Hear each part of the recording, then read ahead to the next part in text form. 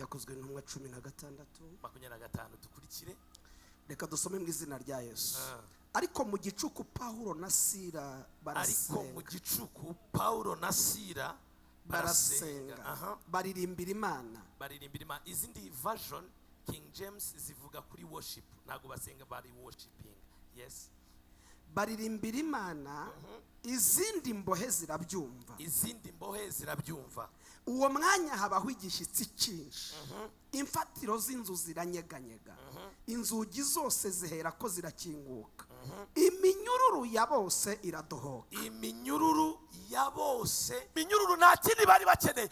Bari bazi neza ngo mu mbaraga zo kuramya iminyururu iraza gutakara. Najya nkubwiza ukuri, ubwo waje kuramya uyu mugoroba, iminyururu yari ifashe ubuzima bwawe, ingoyi zari ziboshe ubuzima bwawe ziraza gutakara mu izina rya Yesu. Uraza gusohokana igitangaza cyawe mu izina rya Yesu. Nyegageza umuntu wegeranye umwe ngo usohokane igitangaza cyawe mu izina rya Yesu. Ntabwo iyo turamya tuba turirimba gusa, oya, ahubwo iyo turirimba hari izindi mbaraga, hari uwundi mwuka. That's why iyo waje kuramya, uzi impamvu? Reka mvuge ibi ngibi. Kuramya ni system Imana yashyizeho kugira ngo iprovokinge presence yayo mu bantu. Kuramya Imana ni system, ni uburyo Imana ya designinze, ni uburyo Imana yashushanyije kugira ngo umuntu wese uzinshkoraga bandastandinze. Tuvuge ngo haleluya. Mani magambo, kuramya iyo utaragusobanukirwa neza ntago guproviding imbaraga zihishe mu kuramya. Tuvuge ngo amen. Imbaraga zihishe mu kuramya. Tuvuge ngo amen. My goodness, konye tuvuge ngo amen. Mumfashe kubwiriza, tuvuge ngo haleluya. Icyo nshaka kuvuga ni ikiminota mike.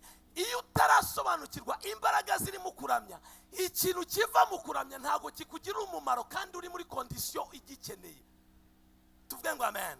So iyo rero iteka wasobanukiwe kandi ukamenya imbaraga ziri mu kintu runaka, kuko situation yose ucamo, reka nkubwize ukuri, barakone muri hano ntago uzahora usenga, ntago uzahora usoma ijambo, muranyumva neza, ntago uzahora usirimba. Hari ibihe biraba ngo buri kintu n'igihe cyacyo. Mu yandi magambo, hari imbaraga zihishe mu kuramya.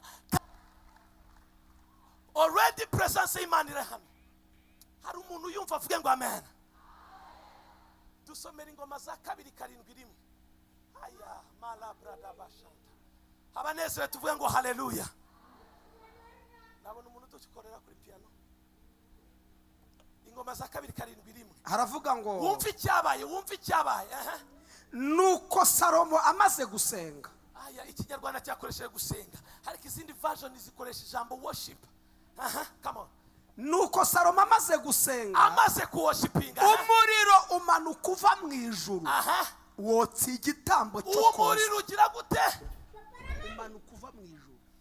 Hari umuriro umanurwa nuko waramije. Umuriro uramanuka ugakonsuminga, ukatwika. Niyo mpamvu mva nkubwiza ukuri, wagize neza kuza muri presence y'Imana uyu mugoroba. Uzi impamvu hari umuriro? Sinzi niba hari abantu babyumvisha. Umuntu umuramyi wapfuye atanduka, aba ari umuramyi, ntago aba ari umuperformer cyangwa se umuperformer. Hari mu worshiper hakaba n'umuperformer. That's why mbabwira akantu gakomeye, nuko usanga abaririmba ni benshi, ariko niyihe impact ibyo baririmba bigira muri society. Abavuga ubutumwa ni benshi, ariko ibyo bavuga bitanga impact muri society ni ibi. Itandukaniro narinde n'ugupfa kwa bose. Paul yarabivuze ngo nabambanywe na Kristo sinjuriho. Paul yarishatse, arishaka, yirebamo asanga yamaze gupfa. Yareba muri wagasanga ni Kristo wuzuye gusa. Uyu mugoroba torero ry'Imana, aba baririmbyi ntabwo ari bo baramyi gusa, nawe uri umuramyi. Ntabwo bisaba kubuzi kuririmba kugira ngo uramye. Kuramya birenze ijwi, kuramya n'umutima. Kuramya igiti cyose kitatewe n'Uwiteka kiri muri wowe kize kurandurirwa muri no presence y'Imana. Ubwo baza kuba baramya bamanura icyubahiro cy'Imana, umwuka w'Imana akora muri mudasanzwe mu buzima bwawe. Ibyo wabonaga nk'ibidashoboka bishoboke mu izina rya Yesu. Ibyo wabonaga bigutsikamiye bikubitirwe hasi imbere yawe. Zamuri ibiganza uvuge ngo haleluya, haleluya.